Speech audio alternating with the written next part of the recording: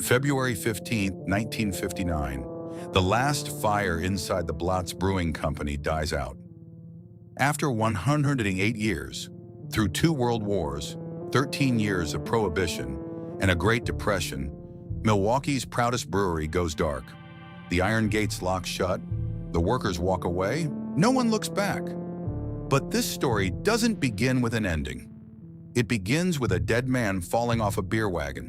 In 1851, a Bavarian immigrant named Valentin Blatz watched his boss die in a freak accident, then married the man's pregnant widow and seized control of his brewery. With $500 in savings and a dead man's wife, he built an empire that would stretch from Milwaukee to every corner of America. He pioneered bottled beer. He outpaced Pabst and Schlitz. He died a millionaire with a premonition he'd never see home again. Then the empire he built was swallowed whole. This is the story of ambition, exploitation, a 76-day strike that left Milwaukee without beer, and a Supreme Court case that came too late to save anything. This is the history of the Blatz Brewing Company. In 1846, the same year Milwaukee was officially incorporated as a city, a German immigrant named Johann Braun opened a tiny brewery on the bluffs east of the Milwaukee River. He called it Cedar Brewery, later renamed City Brewery, and set it up near the corner of Main and Division Streets in what is now Broadway and Juneau Avenue. It was a modest operation, 3 workers, 150 barrels of beer a year, storage capacity for just 80 barrels at a time. In a city still finding its feet, Braun's little brewery was one of dozens sprouting across Milwaukee, fed by the largest wave of German immigration America had ever seen. These newcomers didn't just bring their language and their customs.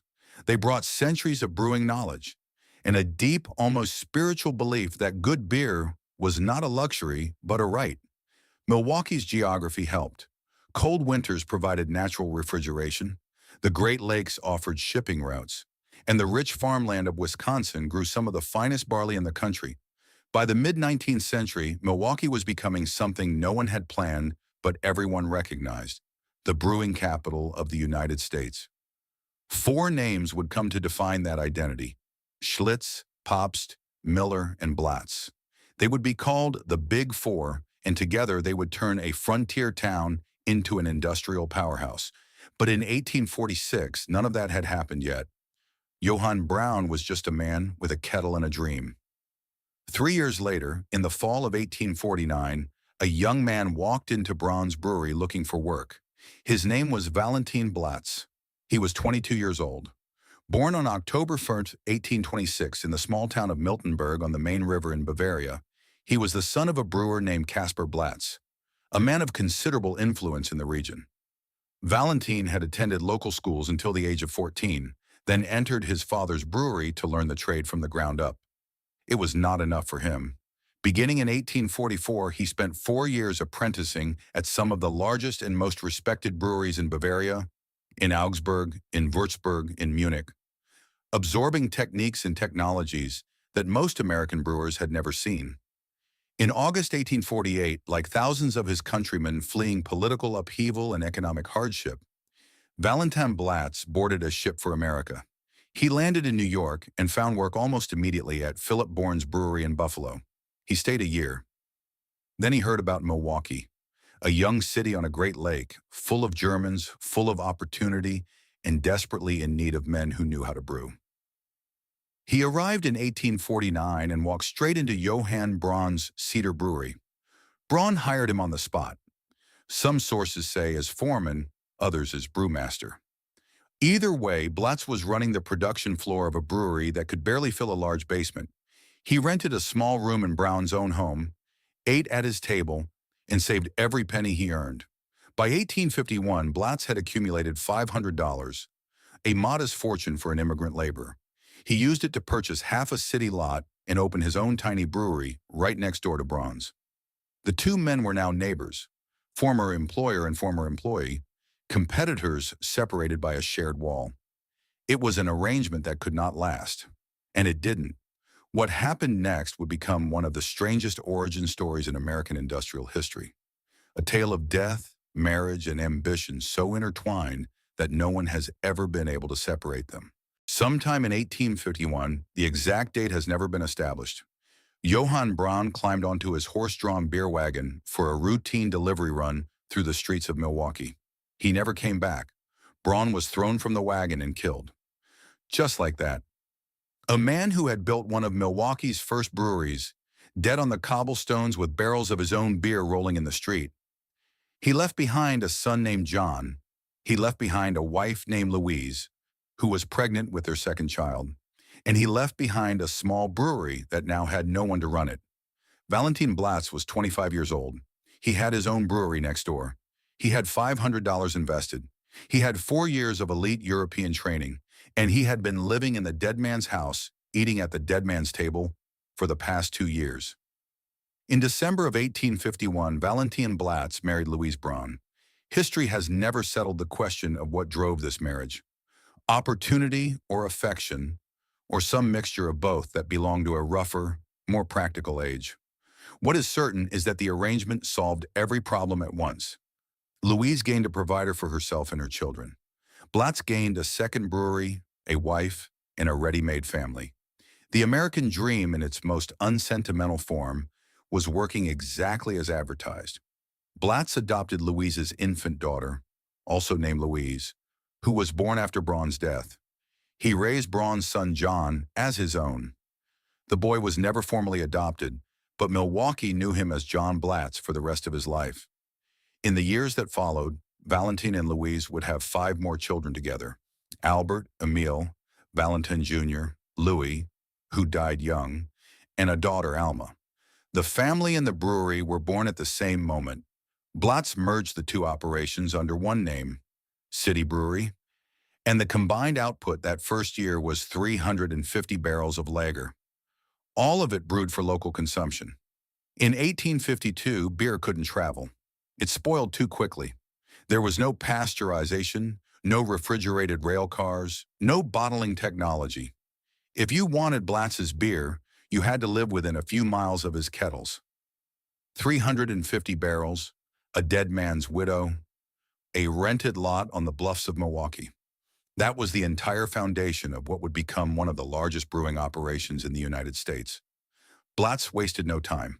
He had something his competitors did not: years of training at the great breweries of Munich, Würzburg, and Augsburg. He understood industrial-scale production in a city that still brewed beer like a cottage industry. He modernized. He expanded. He hired more workers and installed better equipment.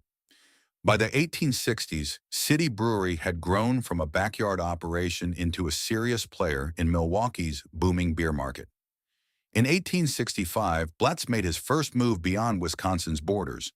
He opened a sales agency in Chicago, a city of saloons, railroads, and insatiable thirst, to distribute his beer directly to taverns, retailers, and individual customers. It was a calculated bet on a market that was growing faster than Milwaukee itself. Chicago was hungry, and Blatz intended to feed it. By 1868, City Brewery was producing 16,000 barrels of beer per year. 16 years earlier, it had produced 350. That was a 45-fold increase, built on one man's training, one dead man's brewery, and one widow's inheritance. But Valentin Blatz was not finished. He was not even close. The thing that would separate him from every other brewer in Milwaukee, the innovation that would put his name on bottles from New York to New Orleans, was still ahead of him, and it would take a disaster to make it happen. In 1872, fire swept through the Blatz Brewery and destroyed a significant portion of the plant. For most men, it would have been the end. For Valentin Blatz, it was a beginning. Valentin Blatz did not rebuild what he had lost. He built something better. Where the old wooden structures had stood, Blatz erected a modern brewery, larger, more efficient, equipped with the latest brewing technology available in America. The fire had wiped out years of work, but it had also wiped out years of compromise. No more patching old equipment. No more squeezing production into buildings designed for a fraction of the current output. Blatz started over, and he started big. The timing could not have been better, because 1 year before Blatz's fire, a much larger one had reshaped the entire Midwest beer market, permanently. On October 8, 1871, The Great Chicago Fire had torn through the city and leveled everything in its path. Among the ruins were 40 breweries that had supplied beer to one of the thirstiest cities in America. Overnight, Chicago's beer production collapsed. Taverns ran dry, residents grew desperate, and in some cases, violent, echoing the fury of the city's 1855 beer riots. Chicago needed beer, and it needed it now. Milwaukee was 60 miles north, untouched by the flames, and overflowing with breweries eager to fill the void. Blatz had already positioned himself in that market with his Chicago sales agency in 1865. Now he drove straight into the gap. Within months, Blatz Beer was supplying roughly one-third of all the beer consumed in Chicago. An entire city learned to drink Milwaukee beer, and many of them never stopped. But Blatz understood something that most of his competitors had not yet grasped. Kegs were local. Kegs were heavy, fragile, and tied to geography. If you wanted to sell beer beyond the reach of a horse-drawn wagon, you needed a different container. You needed a bottle. In 1874, Blatz became the first brewer in Milwaukee to produce individually bottled beer. A year later, in 1875, he opened the city's first dedicated bottling department, a full-scale industrial operation designed to package beer for long-distance shipping. It was a revolution. Before Blatz, Milwaukee beer was a regional product. After Blatz, it was a national one. He was the first Milwaukee brewer to build a national distribution network. He established depots in Chicago, New York, Boston, New Orleans, Memphis, Charleston, and Savannah. From the frozen shores of Lake Michigan to the humid docks of the Deep South, Blatz beer was everywhere. No other Milwaukee brewer had done it before him. Not Pabst, not Schlitz, not Miller. In its early years of national expansion, the Blatz operation reportedly outpaced all three. By 1880, City Brewery was producing 125,000 barrels a year, a staggering leap from the 350 barrels that Blatz and his dead boss's widow had started with in 1852. By 1884, Blatz ranked as the third largest beer producer in Milwaukee. He was no longer just a brewer, he was a beer baron, and he acted like one. Blatz purchased a large parcel of land in Pleasant Valley on the east bank of the Milwaukee River and transformed it into a sprawling beer garden, complete with live music, conversation parlors, and a steamboat that docked at the entrance every 15 minutes, ferrying visitors to an afternoon of leisure and lager. It was Blatz's answer to Schlitz's massive public park, with its theaters and bandstands, and to Pabst's Whitefish Bay Resort overlooking Lake Michigan. The Big Four were not just selling beer anymore. They were selling a way of life. But Valentin Blatz had always been first among them in one critical respect. He was the first to think beyond Milwaukee, the first to bottle, the first to ship nationally, the first to understand that the future of American beer was not in the tap room but in the train car. And yet, for all his vision, Blatz could not see what was happening inside his own walls. Behind the gleaming copper kettles and the proud rows of bottles, there were hands that no one talked about. Young hands, women's hands, hands that were always wet. The empire was growing, but so was the cost of building it. No one told the story of Milwaukee's breweries from the floor. The story was always told from the top. The barons, the brands, the barrels shipped, and fortunes made. But beneath the boardrooms and the beer gardens, there was another world. A world of 14-hour shifts in rooms thick with steam, of men hauling grain and stoking fires in heat that never broke, of women, many of them barely more than girls, standing ankle-deep in water for 10 hours a day, washing bottles by hand in the basements of the city's greatest breweries. By 1886, the Blatz Brewery employed 175 workers. Pabst had over 450. Schlitz, 350. The industry was exploding, but wages had not kept pace. Workers endured 14 to 18-hour days in hot, damp conditions. The only benefit anyone could name was free beer, as much as you could drink on the job. It was not generosity, it was a strategy. Drunk workers don't organize, but organize they did. In May of 1886, a general strike for the 8-hour workday swept across Milwaukee, part of a nationwide labor uprising that would culminate in the Haymarket Affair in Chicago. Brewery workers held a unique kind of leverage. The strike fell during peak production season when breweries were running at full capacity to stock up for summer sales. The walkout hit the barons where it hurt. It did not last. The brewery owners, Blatz among them, banded together and broke the union. The strike won temporary wage increases, but the organized labor movement in Milwaukee's breweries was crushed. Workers went back to the same hours, the same heat, the same wet floors. Then came the explosions. A series of small blasts rocked the Blatz Brewery in the months that followed. Newspapers sensationalized them as revenge bombings, acts of sabotage by bitter, defeated workers. The truth was probably less dramatic. Grain dust, trapped in confined spaces, is one of the most explosive substances in an industrial setting.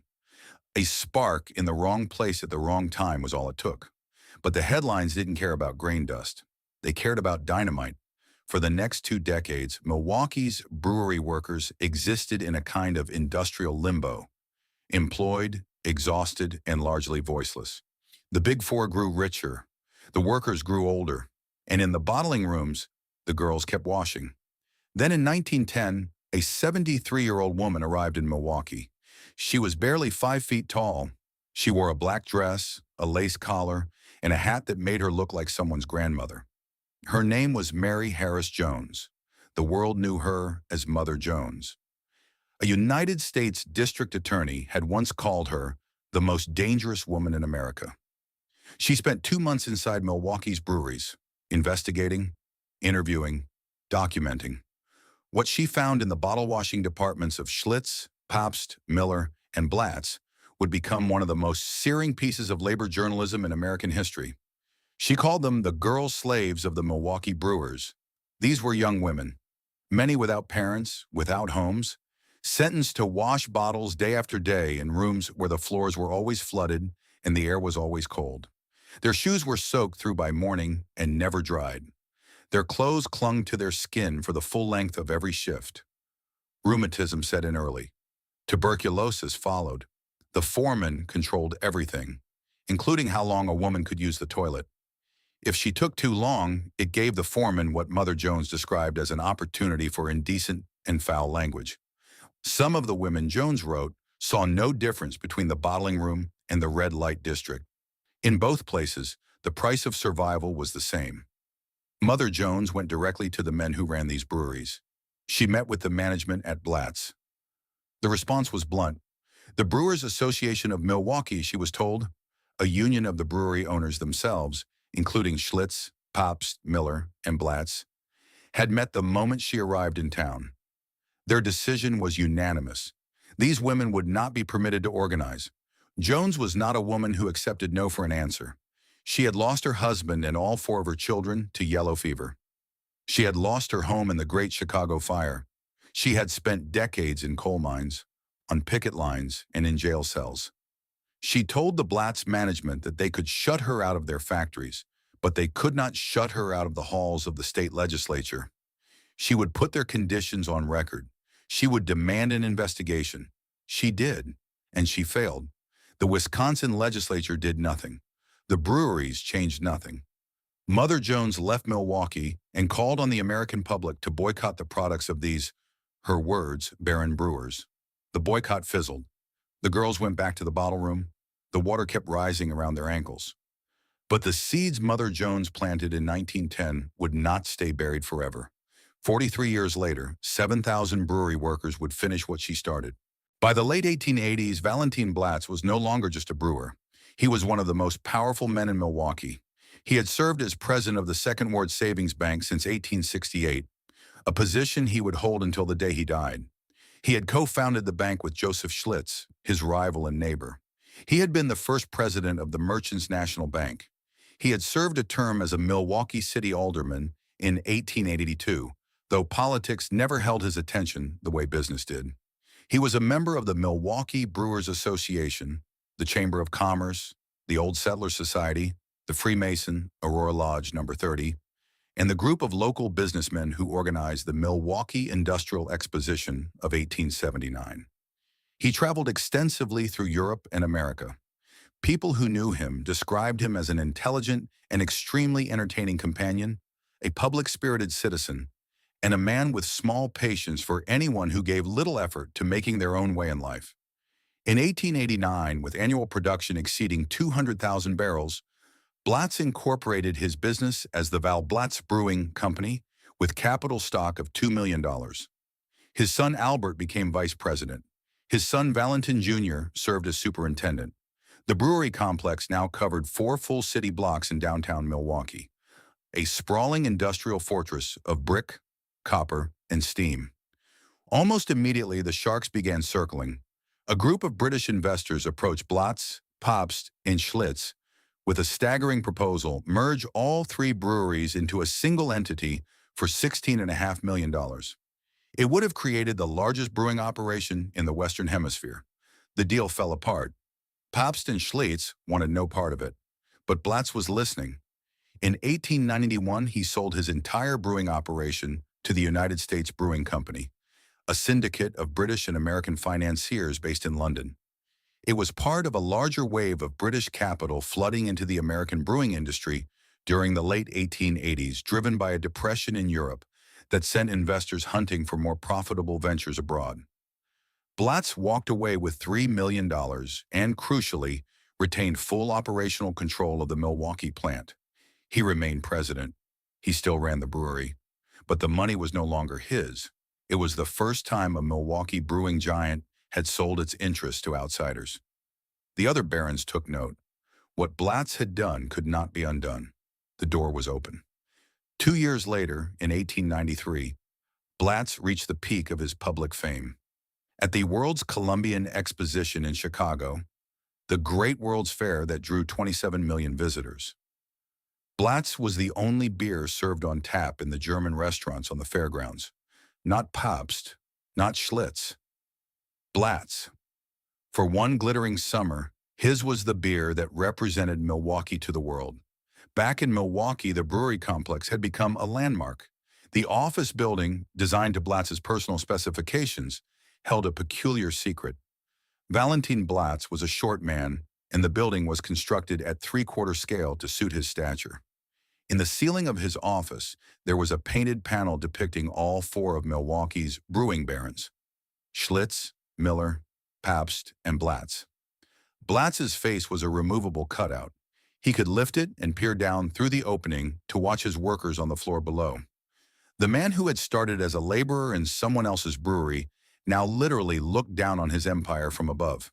His estate was estimated at between $6 and $8 million, a fortune equivalent to hundreds of millions today. He owned ice houses and coal sheds along the Milwaukee River. He had built a beer garden, a bank, and a brewing empire that stretched from coast to coast. And then, in the spring of 1894, Valentin Blatz told a few close friends that he had a feeling he would never see Milwaukee again. He and Louise were traveling to California, where the warmer climate might slow her deteriorating health. Blatz had postponed the trip several times. Something held him back, a premonition he could not explain and could not shake. He shared it quietly with only a handful of people. Then he left. On May 26, 1894, at the Hotel Ryan in St. Paul, Minnesota, Valentin Blatz suffered a massive heart attack. He was 67 years old. He was on his way home. He never made it. The Milwaukee Sentinel ran the headline the next morning: Valentin Blatz dead. His body was brought back to the house at Van Buren and Juneau. The coffin rested in the parlor. The room overflowed with flowers and memorials. From the Masons, the Old Settlers Club, the Musical Society, the Turners. A large contingent of brewing executives arrived from Chicago to pay their respects. They stood in the parlor of a man who had come to Milwaukee with $500, married a dead man's widow, and built an empire that employed hundreds and fed millions. Valentin Blatz was buried at Forest Home Cemetery in Milwaukee. His sons Albert and Valentin Jr. would continue in the business until their own deaths in the 1920s. But the founder was gone, and without him, the brewery he built would begin a long, slow drift toward a fate he never could have imagined. The United States government was about to do something that no fire, no rival, and no labor uprising had ever managed to do. It was about to ban beer. On January 17, 1920, The 18th Amendment to the United States Constitution took effect. The manufacture, sale, and transportation of alcoholic beverages was now illegal across the entire country. For a city built on beer, it was an extinction event. Milwaukee's breweries faced a simple choice: adapt or die. Blatz adapted. Under new ownership, the United States Brewing Company had sold the operation to a Chicago businessman named Edward Landsberg in 1920. As British investors fled the suddenly worthless American brewing market, the brewery pivoted to anything it could legally produce: malt syrup, sold with a wink to home brewers who knew exactly what to do with it; sodas; near beer, a watered-down imitation with the taste of real lager and none of the point; even candy and malt soap. For 13 years, the kettles that had once produced hundreds of thousands of barrels of beer per year now churned out products that nobody particularly wanted. Blatz's sons Albert and Valentin Jr. both died during the Prohibition years, the last direct links to the founder. By the time the dry era ended, the Blatz family name survived only on the label. The brewery itself belonged to strangers. On April 7, 1933, Prohibition was repealed. Blatz was issued U-Permit number WISU72, granting official permission to resume brewing beer. The kettles fired up again. Milwaukee exhaled. But the city's brewing landscape had been permanently altered. Some breweries never came back. Others came back weaker. And the competitive balance that Valentin Blatz had known, a handful of local giants slugging it out in a regional market, was gone. The future belonged to whoever could go national fastest.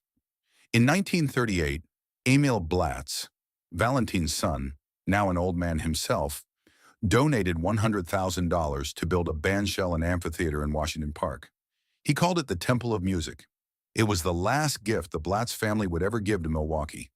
5 years later, the brewery changed hands again. In 1943, Schenley Industries, a powerful New York-based liquor conglomerate, purchased Blatz Brewing and immediately began doing what Landsberg never could: pouring serious money into national marketing. Schenley understood something about post-war America. The country was prosperous, optimistic, and staring at a brand new piece of furniture in the living room: the television set. Blatz jumped in early and jumped in hard.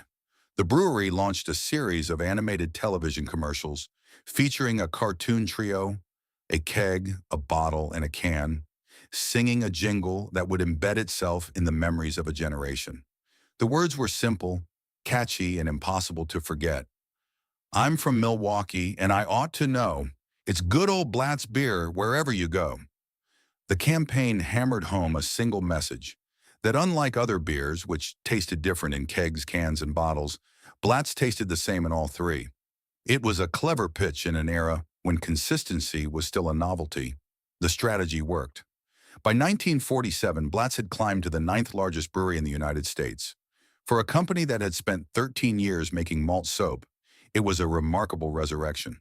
Then Blatz made a decision that was either visionary or reckless, depending on whom you asked. In 1951, the CBS television network was preparing to move Amos and Andy, one of the most popular radio programs in American history, to the new medium of television. The radio version had featured 2 white actors performing in dialect. The television version would be different. For the first time, the show would feature an entirely black cast. Blatz signed on as the corporate sponsor. It was a bold move. America in 1951 was still deeply segregated. The show drew immediate fire from the NAACP and other civil rights organizations, who argued that it trafficked in racial stereotypes. Blatz found itself caught in a crossfire it had not anticipated. Praised by some for backing a show with black actors, condemned by others for sponsoring content that many African Americans found demeaning. The controversy would shadow the brand for years. But behind the cameras, Blatz was making a quieter and arguably more significant decision. In 1950, Blatz became one of the first 3 Milwaukee breweries, along with Pabst and Schlitz, to hire black workers into production roles. It was a breakthrough that ended half a century of racial exclusion in the city's brewing industry. The move came after years of negotiation between the breweries and the CIO Brewery and Distillery Workers Union. Blatz's management stated publicly that the company had employed black workers on its sales staff for years and was now extending that commitment to the production floor. It was not a revolution. It was 25 workers in a city of breweries that employed thousands. But it was a crack in a wall that had stood since the 19th century. By the mid-1950s, Blatz was riding high. National advertising, television sponsorships, a growing market share, and a brewery producing over 1 million barrels per year. The future looked bright. But Blatz had a problem it could not advertise away. The same forces that were lifting the biggest breweries, consolidation, mechanization, national distribution, were crushing the smaller ones. And despite its famous name, Blatz was no longer big enough to compete. The company that had once outpaced Pabst and Schlitz was now falling behind both of them. By the late 1950s, Blatz had dropped from 9th place to 18th in the national rankings. The slide was accelerating, and the men in New York who owned the brewery were looking for a way out.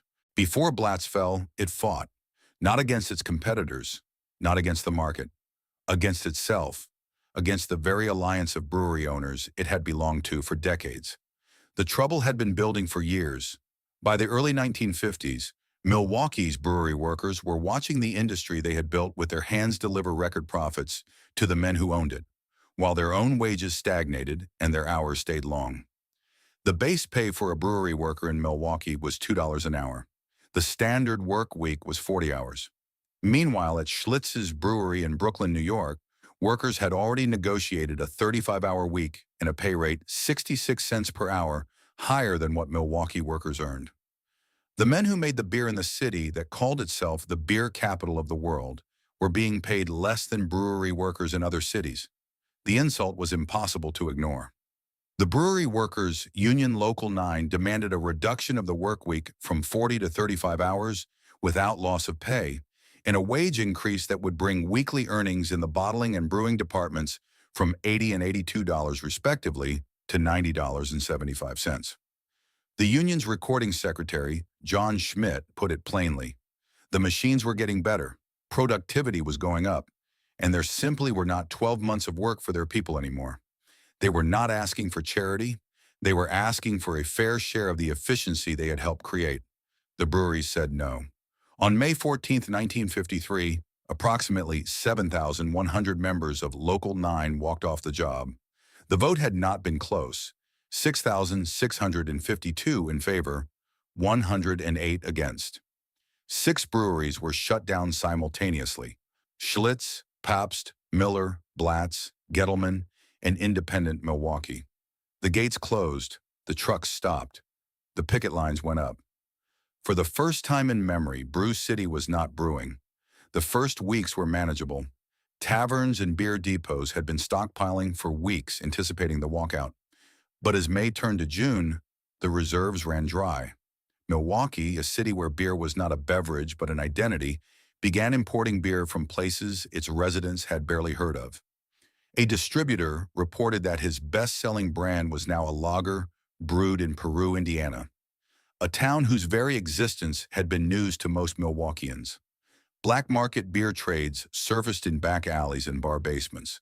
The city that had supplied beer to the world could not supply it to itself. The pressure was not distributed equally. Pabst and Schlitz had breweries in other states. Their national operations kept running, but Blatz had only one plant. One brewery, one city. Every day the strike continued, Blatz bled more than the others. On June break, Schlitz made a move that enraged the strikers and galvanized the union. Without offering any concessions to its Milwaukee workforce, Schlitz granted workers at its Brooklyn plant a reduction in weekly hours from 37.5 to 35, along with a pay increase of 66 cents per hour above the Milwaukee base rate. The message was clear. Schlitz valued its New York workers more than the men and women who had built its name. Solidarity on the picket lines hardened overnight. On June 26th, the breweries offered a 15-cent hourly raise. Local 9 put it to a vote. The result was 6,274 against, 348 in favor. It was not a rejection, it was a declaration. By late July, the financial damage was becoming unbearable. The big breweries had deep pockets, but the smaller ones were hemorrhaging. Blatz, with its single Milwaukee plant and no out-of-state production to fall back on, was the most vulnerable of all. And then Blatz broke ranks. In the final days of July, Blatz's management, acting alone, without consulting the other breweries, opened direct negotiations with Local 9 and accepted the union's demands. The other 5 breweries had no choice but to follow. On July 29, 1953, after 76 days, the strike was over. Workers voted to accept new contracts that addressed their core concerns: better wages, improved benefits, stronger workplace protections. The workers won, but the victory left scars that would never heal. Blatz was immediately expelled from the Milwaukee Brewers Association for what the other companies called unethical business practices. The betrayal was not forgiven. At the Schlitz Company Christmas party that December, President Irwin Uyline delivered a speech that would be quoted for years. Irreparable harm, he said, had been done to the Milwaukee brewing industry during the 76-day strike. Unemployed brewery workers would have to endure continued suffering before the prestige of Milwaukee beer could be reestablished on the world market. He was right about the harm, but wrong about who would suffer most. The real winner of the 1953 strike was not in Milwaukee at all. It was in St. Louis. Anheuser-Busch, untouched by the walkout, seized the opportunity to overtake Schlitz and claim the title of America's largest brewer. Milwaukee had held that crown for decades. It would never hold it again. And Blatz, the company that had broken the deadlock, that had chosen its own survival over the solidarity of the owners, found that survival came with a price. Isolated from its former allies, weakened by the strike, and bleeding market share to bigger competitors with deeper pockets and more plants, Blatz entered the second half of the 1950s alone. The vultures were already circling. The American brewing industry in the 1950s was eating itself alive. Every year, there were fewer breweries and bigger breweries. In 1955, 77 companies sold beer in Wisconsin. By 1961, that number had dropped to 54. Nationally, the trend was even starker. The 10 largest brewers in America controlled 45.06% of the market in 1957. 4 years later, they controlled 52.60%. Small and mid-sized breweries were being swallowed, bought, merged, absorbed, or simply driven out of business by competitors who could outspend them on advertising, undercut them on price, and outproduce them on volume. Blatz was caught in the middle. Too big to be a local favorite, too small to fight the giants. The company that Valentin Blatz had once propelled past Pabst and Schlitz was now the 18th largest brewer in the country, sinking fast. Schenley Industries, the New York liquor conglomerate that had owned Blatz since 1943, saw the writing on the wall. The brewery was a shrinking asset in a consolidating market. It was time to sell. The buyer was Pabst. On July 30th, 1958, Blatz Brewing Company, then the nation's 10th largest brewer, signed an agreement to acquire Blatz Brewing Company from Schenley. The price, $11 million in cash, $3.5 million in debentures, 200,000 shares of Pabst common stock, and a warrant to purchase an additional 350,000 shares. It was a complicated deal, designed to swallow Blatz completely while enriching Schenley handsomely. There was just one problem. The agreement was signed less than 2 weeks after the Antitrust Division of the United States Department of Justice had sent a letter to Blatz's president, explicitly warning that the proposed sale raised serious questions under federal antitrust law. Pabst and Schenley read the letter. Then they signed the deal anyway. The logic on paper was simple. Pabst was 10th. Blatz was 18th. Combined, the new Pabst would vault to 5th place with 4.49% of the national market. In Wisconsin, the math was even more dramatic. Blatz was the leading beer seller in the state. Pabst was 4th. Merging the two would create a dominant force in Wisconsin's beer market, exactly the kind of concentration that antitrust law was designed to prevent. But the ink was dry. The money had changed hands. And on February 15, 1959, the Blatz Brewery in Milwaukee, the plant that had operated continuously since 1851, the plant where Valentin Blatz had married a widow and built an empire, was shut down.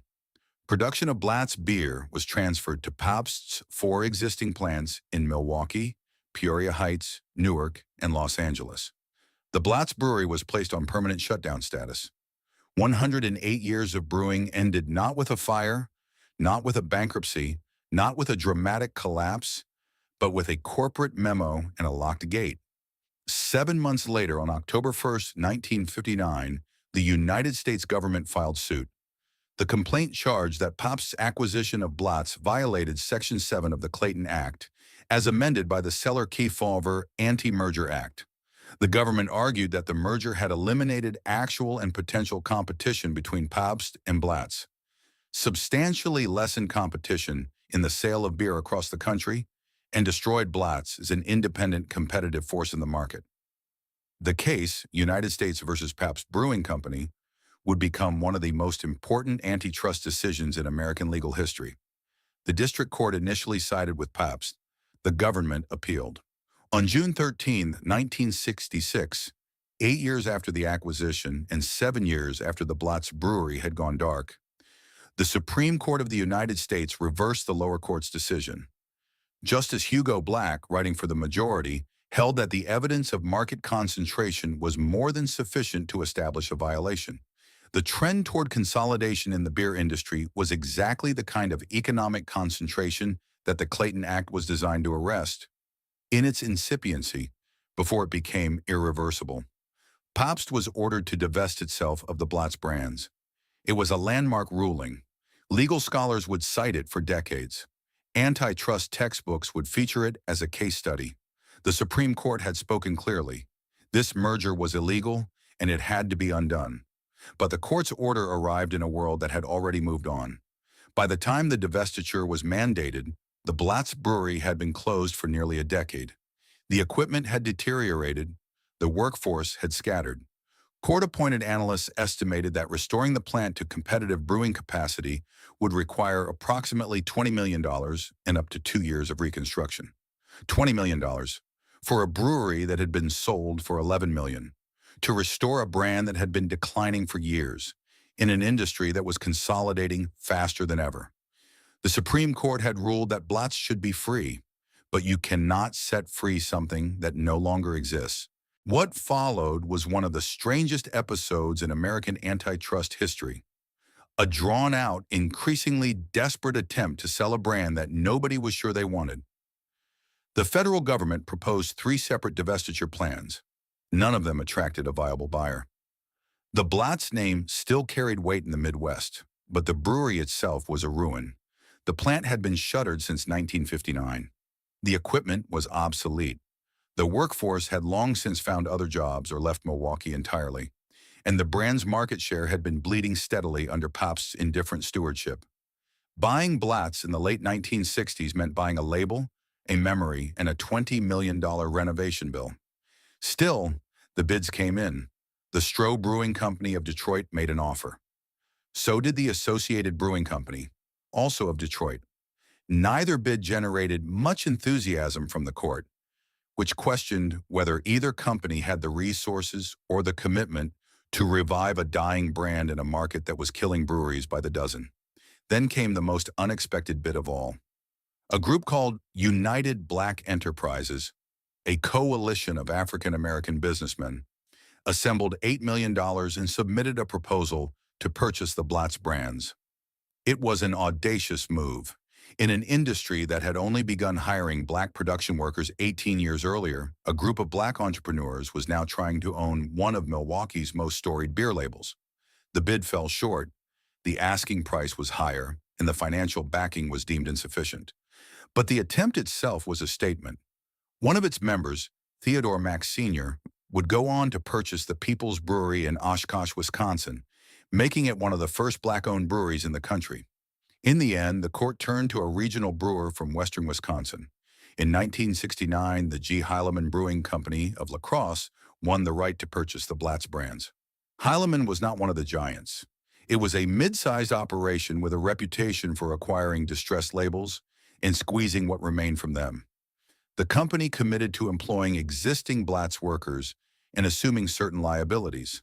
The court approved the sale, reasoning that Heilemann's plan offered the best chance of restoring some competitive presence in the market. For a while, the arrangement worked. at least on paper. Heilemann brewed Blatz beer and kept the label alive in the Midwest, where a core of loyal drinkers still reached for the familiar name. But the brand never recovered its former stature. It was a ghost of what it had been, present on the shelf, absent from the conversation. Then in 1986, Heilemann made a surprising move. The company built a brand new, fully automated Blatz Brewery on North 10th Street in Milwaukee. It was a state-of-the-art facility designed specifically for contract and craft brewing, a bet on the future of American beer. For the first time in 27 years, there was a Blatz Brewery operating in Milwaukee. It lasted 3 years. Sales failed to meet expectations. The economics of contract brewing in the 1980s were brutal, and a mid-sized company like Heilemann did not have the margins to absorb a bet that big. In 1989, the new Blatz Brewery closed. The dream of resurrection died with it. What followed was a chain of corporate transactions that reduced Blatz to a line item on a balance sheet. In 1995, Miller Brewing Company purchased the 10th Street facility to produce its Leinenkugels brand. Heilemann itself was acquired by the Stroh Brewery Company in 1996. Stroh, in turn, was sold to Pabst Brewing Company in 1999. And just like that, the Blatz label returned to Pabst, the very company that had killed it 40 years earlier. It was the kind of ending that no screenwriter would dare invent. The brewery that had been founded on a dead man's misfortune had itself become a dead brand, passed from hand to hand, owner to owner, until it circled back to the company that had swallowed it in the first place. The cycle was complete. The irony was absolute. But Milwaukee still had one thing left of the Blatz Brewing Company. Not the beer, not the brand. Something older and harder to sell. The buildings survived. On the corner of Broadway and Highland Avenue in downtown Milwaukee, 3 structures from the original Blatz Brewery complex still stand, listed on the National Register of Historic Places. They are built in the German Renaissance Revival style that was fashionable among Milwaukee's brewing elite in the late 19th century. Round arches, light stone trim set against dark cream city brick, heavy and ornamental and built to last centuries. The oldest of the 3 is Stock House No. 3, a 6-story block designed by architect August Gunzmann and erected in 1891. It set the template for the buildings that followed. Solid, imposing, unmistakably Bavarian. These were not factory sheds. They were monuments. Valentin Blatz had built his brewery to look like the great brewing houses of Munich, and 130 years later, the resemblance still holds. The complex that once sprawled across 4 city blocks has been divided, repurposed, and reimagined. The former Blatz Brewing Company office building, the one built at 3/4 scale for its short-statured founder, has been converted into 169 condominium units. Young professionals sleep in rooms where brewery executives once negotiated contracts with British syndicates. The painted ceiling panel, the one depicting Schlitz, Miller, Pabst, and Blatz, with Valentin's face as a removable cutout, is said to still exist somewhere inside the building, though few of the current residents know about it. The former Blatz bottling facility, the building that housed the revolution Valentin Blatz started in 1874 when he became the first Milwaukee brewer to package beer in individual bottles, is now the campus center building for the Milwaukee School of Engineering. Students pass through its halls every day on their way to class. Some of them notice the old details. A drinking fountain with a handwritten note advising users to let the water run for a few minutes before drinking, presumably because of the original lead pipes still buried in the walls. Heavy wooden doors that belonged to another century, and a mural, high on one wall, decorated with hops hanging from the top and then stalks of barley along the bottom. The only visible reminder that this building once existed for the sole purpose of putting beer into bottles and sending it across America. The old office building across Broadway is now the school's Alumni Partnership Center. Somewhere inside, there is a painting that includes the faces of Joseph Schlitz, Frederick Miller, Frederick Pabst, and Valentin Blatz, the Big Four together on one canvas.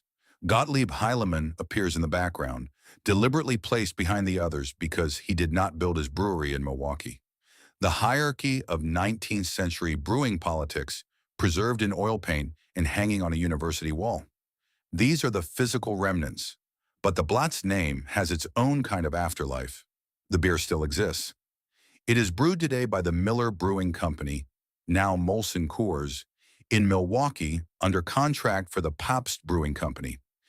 It can be found in select markets across the Midwest, stocked quietly on lower shelves, purchased mostly by older drinkers who remember the name and younger ones who are curious about it.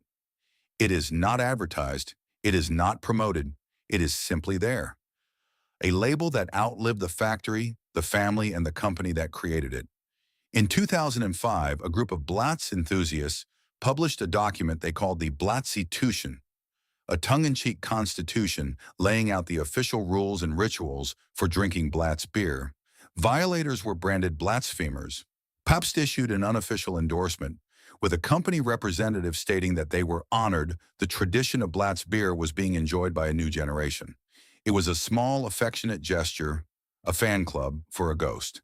And then there is the moment, frozen in celluloid, that may be Blatz's most enduring image in American popular culture.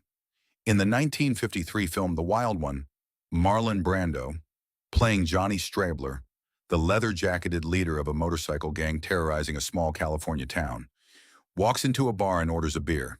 The bartender hands him a bottle. The label, visible on screen for just a few seconds, reads Blatz.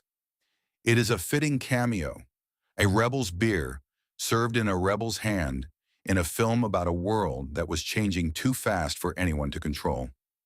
That was always the story of Blatz. Not the beer itself, but the world that made it, drank it, and eventually forgot it. Go back to the beginning. Go back to the end. February 15, 1959. A Sunday. The temperature in Milwaukee hovered in the low 20s. Snow covered the streets around Broadway and Highland, the same streets where Johann Braun had once driven his horse-drawn beer wagon, the same streets where Valentin Blatz had walked to work every morning for 40 years. The sky was the color of old pewter, flat, heavy, indifferent. Inside the Blatz Brewery, the last shift was ending. There was no ceremony, no speeches, no farewell toast, with a final glass of Milwaukee's finest beer. This was not a Hollywood ending. This was a corporate transaction. Pabst had acquired the company 7 months earlier and decided that one brewery in Milwaukee was enough, its own. The Blatz plant was redundant. The order had been issued. Shut it down. Transfer production. Lock the gates. The men who worked that last shift had known it was coming. Some of them had worked at Blatz for decades, men who had walked through those gates during the war years, when the brewery was producing over 1 million barrels a year, and the jingle on the television told the whole country that Blatz was Milwaukee's finest. Men who had walked the picket lines in 1953, who had stood in the cold for 76 days demanding a fair wage, who had watched their own company break ranks with the other breweries to end the strike. Men who had won that fight and thought the worst was behind them. Now they were walking out for the last time. The kettles went cold. The copper pipes, which had carried wort and steam through the building for over a century, began to cool. The fermentation tanks, some of them older than anyone on the payroll, sat empty, dripping condensation in the silence. The smell of hops and malt and yeast, which had saturated these walls so deeply that even the bricks seemed to breathe it, began to fade. Not all at once, slowly, the way a body cools after the heart stops. The bottling line, the direct descendant of the operation Valentin Blatz had pioneered in 1874, the first in Milwaukee, stopped moving. The conveyor belts went still. The last bottles had already been filled, capped, and loaded onto trucks bearing the Pabst logo. Blatz beer would continue to exist. It would be brewed at Pabst's plants in Peoria Heights, Newark, and Los Angeles. But it would never again be brewed in Milwaukee by a Blatz brewery. The name on the bottle and the hands that made it would never again belong to the same city. Outside, the gates closed. A padlock clicked shut. And the Blatz Brewing Company, founded in 1851 by a Bavarian immigrant with $500 and a dead man's widow, built into the third largest brewery in Milwaukee, sold to the British, survived through Prohibition, resurrected by television, crippled by a strike, strangled by consolidation, and finally killed by a merger that the Supreme Court of the United States would later declare illegal, ceased to exist as a living, breathing, working place. 108 years. From 350 barrels to over 1 million. From a rented room in a dead man's house to 4 city blocks of German Renaissance revival brick. From a horse-drawn wagon on the bluffs of the Milwaukee River to bottles on shelves in every state in the Union. All of it ended with a padlock and a walk through the snow. The story of the Blatz Brewing Company is not a simple story. It is not a story of good men and bad men, of heroes and villains, of triumph and tragedy neatly separated. It is all of those things at once, tangled together the way they always are in real life. Valentin Blatz was a visionary who married a dead man's widow to get his start. He was a pioneer who bottled beer before anyone else in Milwaukee, and an employer who told Mother Jones to her face that his female workers would never be allowed to organize. He built a beer garden with a steamboat and a ceiling with a peephole so he could watch his laborers from above. He was generous to his city, ruthless in his business, and haunted by a premonition that turned out to be true. The workers who built his empire, the men who hauled grain in the heat, the women who washed bottles in the cold, the 7,000 who walked off the job in 1953, never got their names on a building, but they were the ones who made the beer. Every barrel, every bottle, every keg that rolled out of Milwaukee and onto a train headed for Chicago or New York or New Orleans. The beer barons got the mansions and the monuments.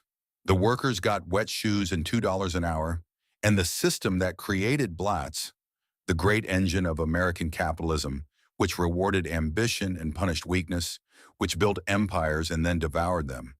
That system is still running. The names change. The mergers continue. The small get swallowed by the big, and the big get swallowed by the bigger, and the Supreme Court issues rulings that arrive too late to matter. Milwaukee is still Brew City. Molson Coors still brews beer at the old Miller complex on State Street. Dozens of craft breweries have sprung up across the city, part of a new generation that makes beer in small batches and sells it in tap rooms. Not so different in some ways from what Johann Braun was doing in 1846 with his 3 workers and his 150 barrels. But on the corner of Broadway and Juneau, the spot where Braun opened Cedar Brewery, where he was thrown from his wagon and killed, where Valentin Blatz married his widow and started everything. The buildings are quiet now. The round arches and the dark brick catch the light the same way they did in 1891. The walls are thick. The foundations go deep. Engineering students walk past them on their way to class, coffee in hand, earbuds in, not knowing, and perhaps not caring that beneath their feet, generations of men and women once spent their lives turning grain and water into something the whole country wanted to drink. The kettles are gone. The bottles are gone. The workers are gone. The family is gone. The name survives only on a label brewed under contract by a company that had nothing to do with building it. But the walls are still standing, and if you press your hand against the old Cream City brick on a warm afternoon, some people say you can still smell the hops.